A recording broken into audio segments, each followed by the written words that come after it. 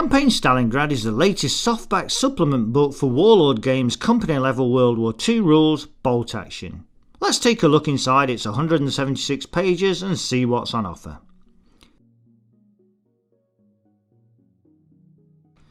Prelude sets the historical scene for the Stalingrad campaign, taking us from the situation in January 1942 to the fight for the Don bridgeheads in August of the same year. After a short historical introduction to the battles around the Don River, we get into the first wargame scenario. As we proceed through the book, we will find another 21 scenarios taking us from the Don to the proposed German breakout from the city of Stalingrad. The action in the supplement follows the German 6th Army and the Soviet 62nd, with all the tabletop actions centred around the forces within those armies. As we flip through the scenarios, you will note the tried and tested bolt action formula of objective, setup, special rules, forces, deployment, game duration and victory. Welcome distraction from the game mechanics is also provided by box outs with historical details about such things as the Stug 33B and Women of the Red Army. There are also stats for Legends of Stalingrad, like Vasily Zitizev and the Master Sniper Major Erwin Konigs. All the scenarios are engaging to read and leave you itching to get the toys on the table as soon as possible. Of course, gaming from the Russian countryside to the mean streets of Stalingrad does present players with some interesting challenges when it comes to gathering both models and terrain, and any attempt to complete all 22 scenarios will be both satisfying and formidable. The scenarios conclude with Operation Ring, the Soviets' final assault on what was left of the German beleaguered 6th Army. After a few pages wrapping up the history, we are introduced to new Soviet units. This includes 2 new Commissar units, one of which, the Polotruk, gives Soviet players a post-August 1942 commissioner option. The Polotruk no longer has authority to shoot any deserters, but gains the power to inspire nearby inexperienced squads to fight harder. Furthermore, Soviet lists gain 2 new sniper options, a student officer squad and a fresh off the assembly line Tractor Factory T-34. Perhaps most interesting of all the new units is the Storm Group. These fearsome Soviet squads are expensive but deadly, always striking first in close combat when they charge, even when the enemy is behind cover. For the Germans, since Stalingrad was primarily a battle of infantry, new unit options have made their way into the book to allow players to field even more varieties of German Lancers. Among the new unit options are early war Panzer Grenadier squadrons, Croatian infantry, Jaeger squads and alarm troop units, hastily assembled together in emergencies to halt enemy breakthroughs. Croatian units are able to take advantage of Hitler's buzzsaw rule for machine guns, as well as a brand new Croatian Pride rule that allows them to remove 2 pin markers whenever passing a Snap 2 order. Jaeger units receive extra training that, in theory, allowed them to move quickly through hilly terrain. In bolt action, this is represented by the Jaeger ability to advance at a run through rough terrain, a valuable skill in the rubble of Stalingrad.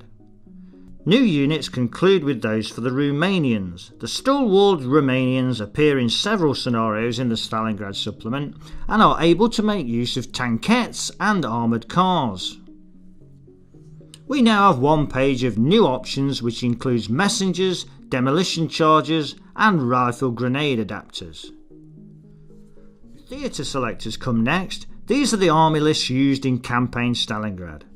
For the Soviets, the earliest selectors represent the Red Army as they fought on the outskirts of the city and during the initial assault. The options in this list are fairly consistent with other early war Soviet options, with the exception of the first defenders of the city, whose impromptu defences utilised large numbers of militia units, tanks that had just rolled off the assembly line and repurposed anti-aircraft guns. Later lists contain several options for close-range fighting and heavy artillery bombardments. In the last third of the book, the Soviets gain access to their Operation Uranus list, which are mainly tank platoons, including a fearsome flame tank platoon. German players likewise gained several new lists that begin as fairly typical examples of early war infantry and panzer platoons. An interesting new addition is the Armoured Kampfgruppe platoon.